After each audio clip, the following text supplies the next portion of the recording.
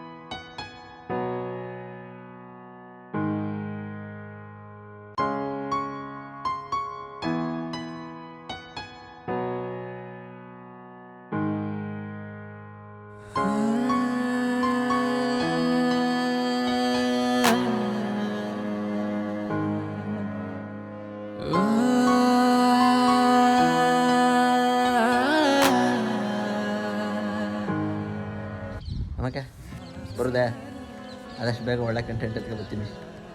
ಪಾಲಾಗಿಲ್ಲ ಮಾಡ್ರೋಣ, ಹೊಸ share ಮಾಡ್ರೋಣ video. ಏನೋ ಕಷ್ಟ ಬಿದ್ದು ಮಾಡ್ತಾನೆ ನೋಡಿದ್ರಲ್ಲ ಮೇಕಿಂಗ್ ಎಲ್ಲ ನೋಡಿ. ಏನೋ ಬಡ್ರಿ ಇಕ್ಳು ನುಸಿ ಬೆಳೆಸಿ.